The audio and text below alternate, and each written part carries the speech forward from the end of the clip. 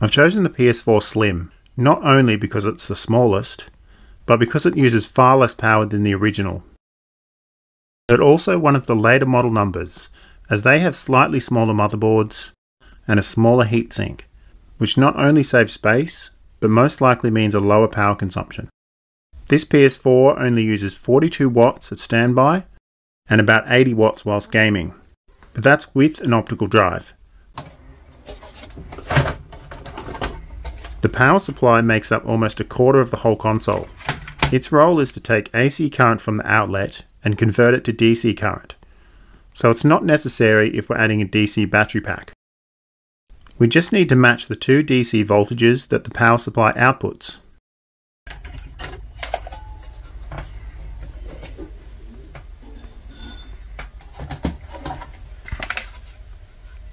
Now I'm not going to try and trim this motherboard down, seeing what I can cut off and still have it work, like expert modders have done with other consoles. So the footprint of the portable is going to be roughly the same size as the motherboard. Other than the motherboard, we'll need a controller, a battery, a screen, a cooling system, and a power management system. I'm going to remove all the unnecessary ports to save space. The SATA port sticks out too far, so I'll remove that, along with the Ethernet port, HDMI, auxiliary port, and some of the components that were only needed for those ports. Plus I'll remove one of the USB ports. I need to keep some of the metal shields for heat dissipation, but I can trim them down a bit.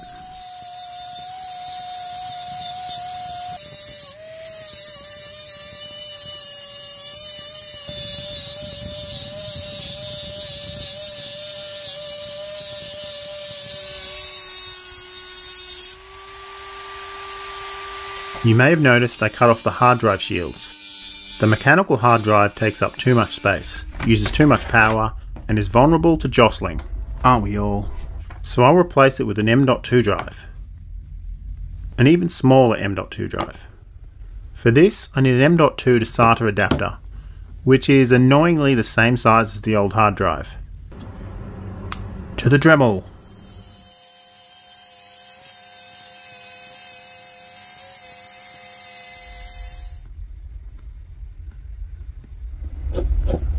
There we go, that's much better. Now rather than make custom controls for this portable, I'm going to squash a PS4 controller into the build.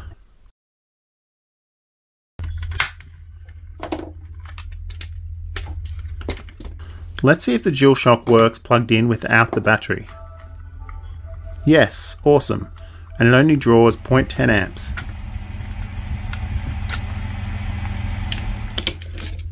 I don't need the rumble motors, essentially only the motherboard and the buttons. But obviously I'm going to need to relocate all the controls. I'll strip all the connectors off the board to make it as thin as possible. Now it's nice and thin, ready to squeeze in somewhere. I'm not sure how to separate the carbon flex buttons to relocate them, as you can't solder wires to it. We will cut the controller down the middle and give half to each of you.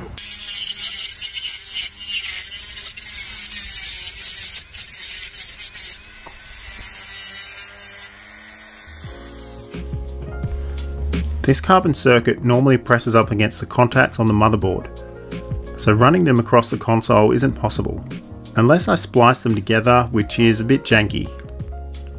But then I found there was a DualShock controller model which has separate connections for left and right controls, with separate ribbon cables to match. I just need to harvest these contacts, so I can then run wires from the boards to the original controller motherboard.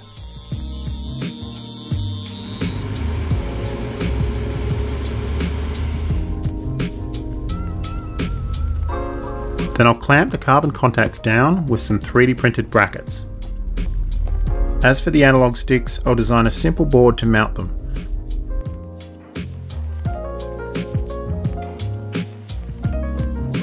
That I can then get printed by PCBWay for only $5 for 10 boards. PCBWay are the experts in custom circuit boards, from standard PCBs like I'm ordering, to advanced PCBs, flexible PCBs, and even an assembly service for lazy SOBs. Their easy ordering page and helpful support make ordering your circuit boards a breeze.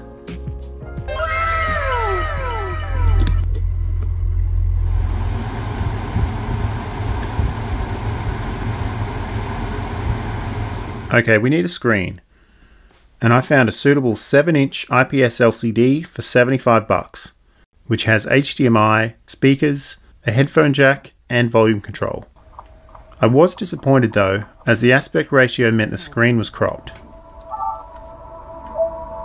But then I discovered I just needed to change the resolution to the unsupported 1080p, and now it looks great, and only requires about 400 milliamps.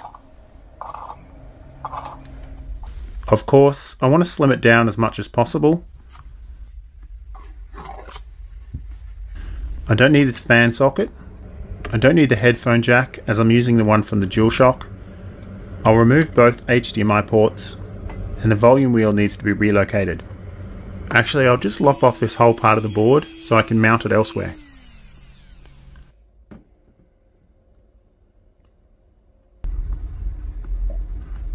Rather than mess with the whole cooling side of things, I'm going to keep the original fan and heatsink.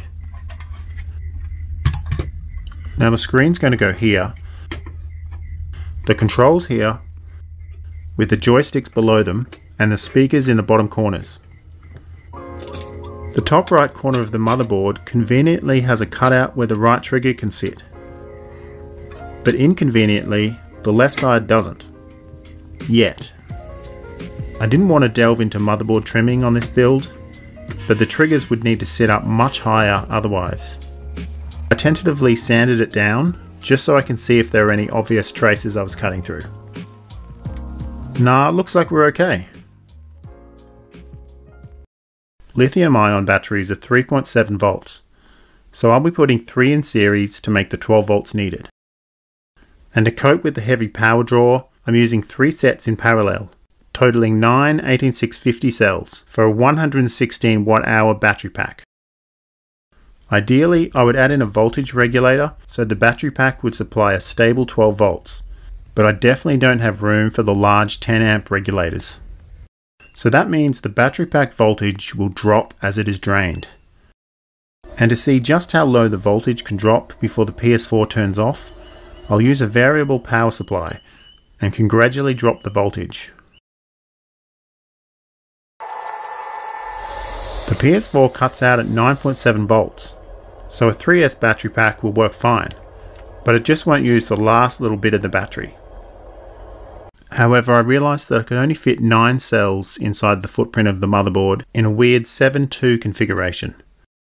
This meant overly long wires connecting one set of the 3 batteries in parallel, which results in a huge voltage drop of 1.3 volts under load.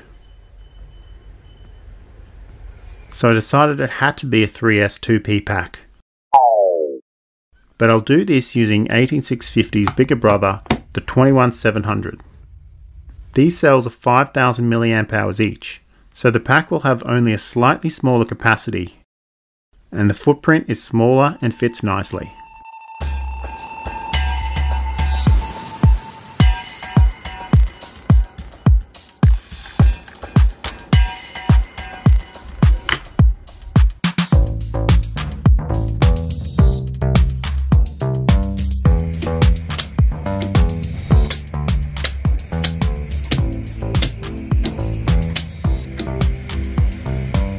That's the 12 volt requirement taken care of, but as for the 5 volt requirement, I'll use a buck converter to drop that 12 volt down for those.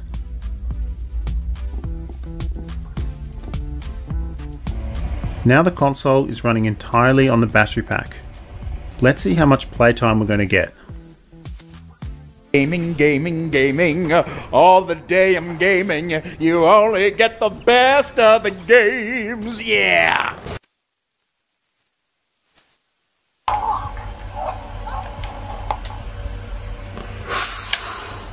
And there she goes. Almost an hour and a half, not bad.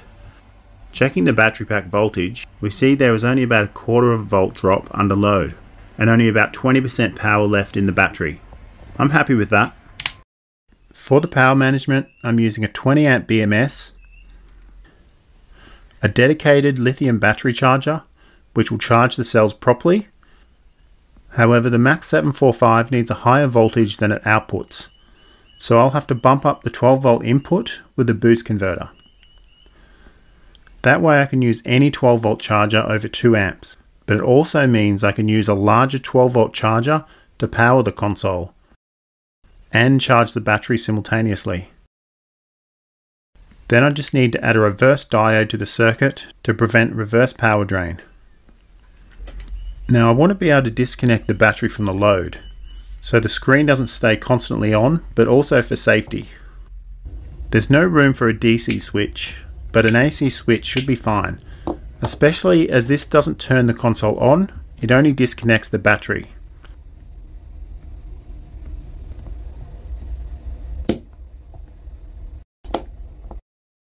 And finally, I'll add a battery indicator. This is the diagram for the power system. With 12 volt power coming in from the charger, it gets bucked up to 15.8 volts for the charging board, which outputs a stable 12.6 volts for the battery, where I can choose which one of them sends 12 volts to the PS4 and to the buck converter to give 5 volts to the LCD and PS4. To house all the components, I'm going to use the power of 3D printing and the power of friendship, because I'm using my housemate's printer. Step 1. Measure everything. Step 2. Teach self 3D modeling.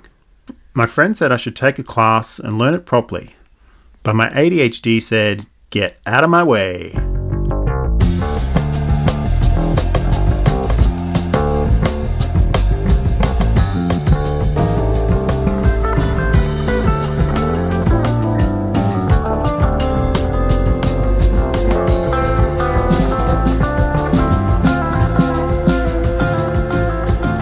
I'm going to mount all the components using screw inserts, so everything can be secured well and taken apart easily. Sorry, hot glue. Because the joysticks stick up above the screen, I'm going to use a design that most modern controllers have, and make a protruding hump. I'm trying to make this build as compact as possible, so it's going to be pretty boxy. Now I was going to place the touchpad button in the middle above the screen, but it was too much of a stretch to reach it, so I decided to split it in two and put one on each side to achieve symmetry and give the option for either hand. The rear housing is mostly comprised of the battery pack, the heatsink and the fan. I designed the air intake at the back, with the exhaust channeling to the top of the console. But this had some problems, with only a small exhaust and a hard turn before hitting the battery. So I redesigned it to exhaust out the back, with a larger grille and a scooped channel. And so the intake wasn't sucking back in warm air, I switched the intake to the front and sides, like the original console.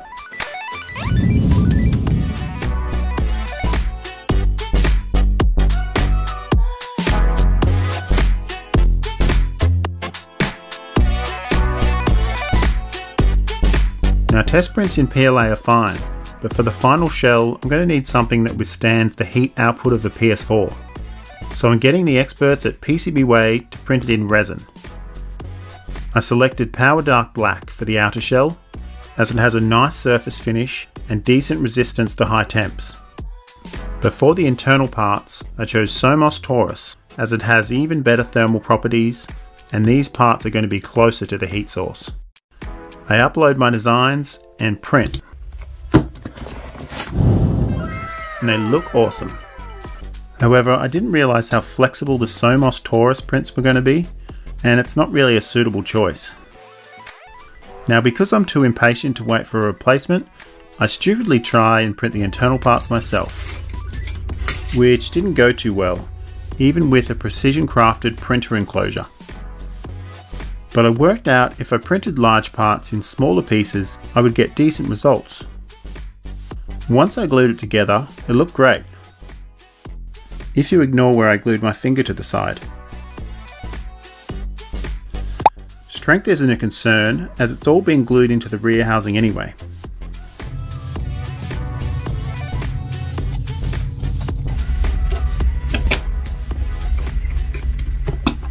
Next, I glued some standoffs for the M.2 drive, so it has clearance from the board.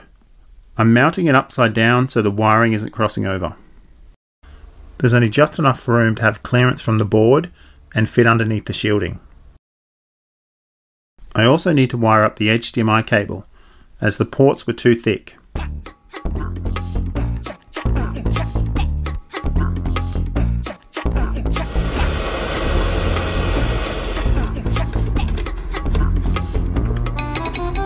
Okay, time to assemble this thing. I'll firmly install all the screw inserts with some added epoxy.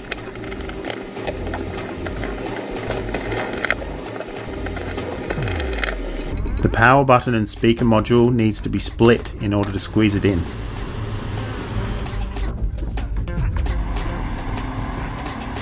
I'm using the original options and share buttons. I just need to glue on some feet, then install those along with the two touchpad buttons.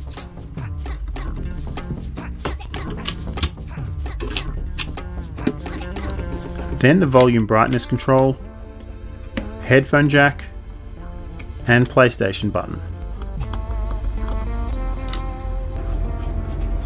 I'll clamp the charging board down and stick the speakers in.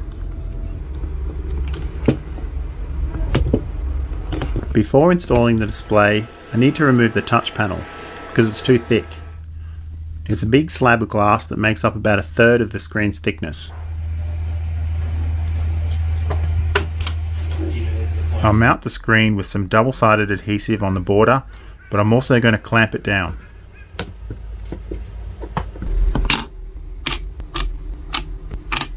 I hardwired the HDMI cable for testing, and I don't want to redo it, so the PS4 is tethered to the screen board. I'm adding low-strength thread locker to all the screws to make sure nothing comes loose. I forgot to add a cutout for the controller's reset button, so I'll just add that now. I was able to squeeze the controller board in above the screen, which makes wiring up all the buttons a lot easier. The Carbon Flex contact boards are glued to the back of their controls. I made a little bracket for the reset button, which I'll just super glue to the frame. Alright, time to wire everything up.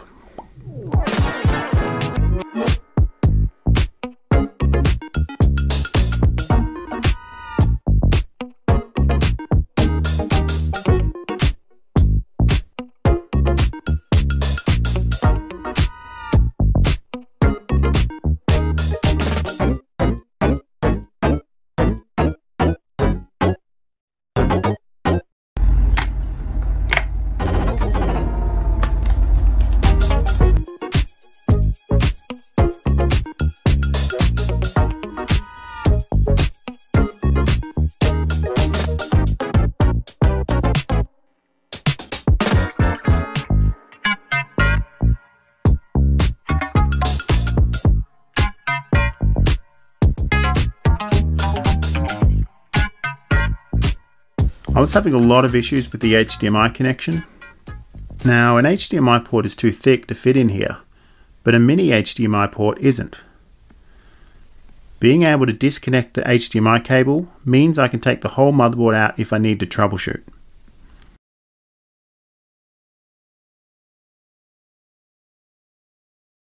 Now I can connect the controller directly to the PS4's free USB port.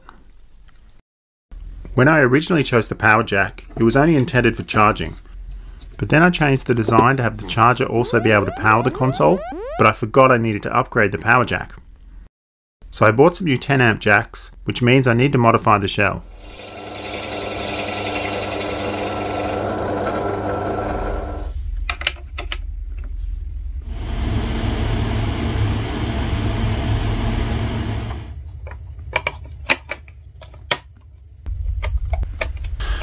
I'll wire up the buck converter with the 5V rails, glue the charging LED in place, and pop the battery indicator in.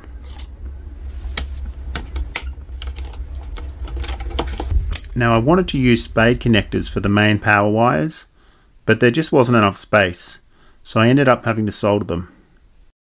I covered the panels around the battery pack with a couple of layers of Kapton tape to shield it from the heat. It definitely wasn't the smartest design to have two halves to run wires between, but after getting the Wi-Fi antenna mounted and finally the fan plugged in, it was done.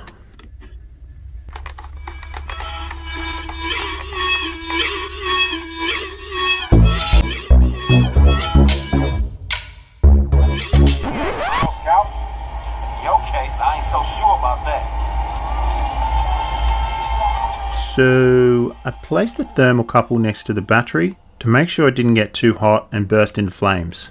As well as some obvious graphical issues, the battery pack was getting a little bit hotter than I was comfortable with.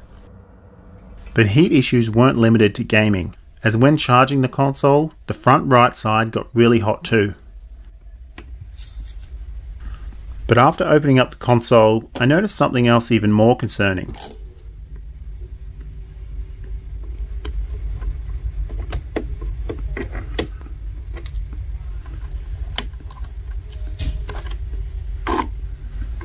These have just totally disintegrated.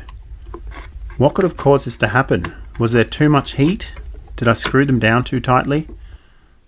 I'm really confused.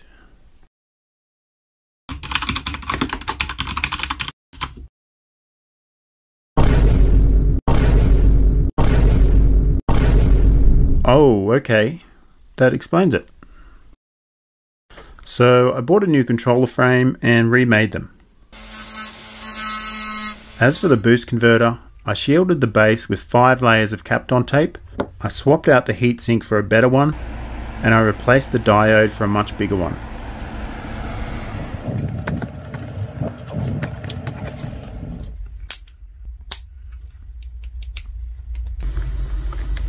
As for the concerning battery temp, I increased the shielding with some extra aluminium fiberglass tape.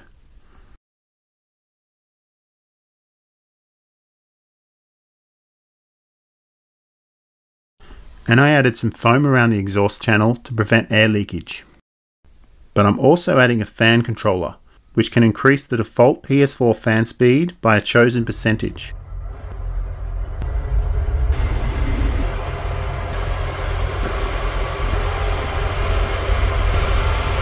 I think I'll go with an additional 40%, but I can change it if needed. But I can't be stuffed mounting this professionally.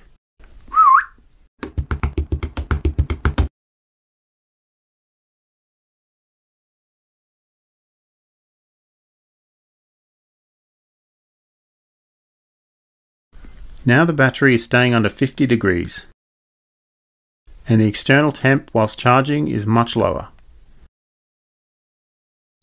And we're done. Introducing the PS4T, T for transport, or transpo. The handheld is under 5 centimeters thick, and comes in at a lean 1.7 kilograms. It has 2 powerful front-firing speakers, a 7-inch IPS LCD, all the original DualShock controls, and dual touchpad buttons. At the front there's a 6-stage battery life indicator, control reset button, headphone jack, plus brightness and volume control. There's a single USB port for data transfer and troubleshooting, a power jack with charging indicator, the original DualShock triggers, the power mode switch, and the original PS4 Slim power button. There's air intake around 3 sides, with a large rear-facing exhaust. Even with the 40% fan speed increase, it's still got nearly an hour and a half of battery life. Gaming, gaming, gaming, all the day I'm gaming. You only get the best of the games, yeah! Because the battery pack exceeds 100 watt hours, you can't take this thing on some planes.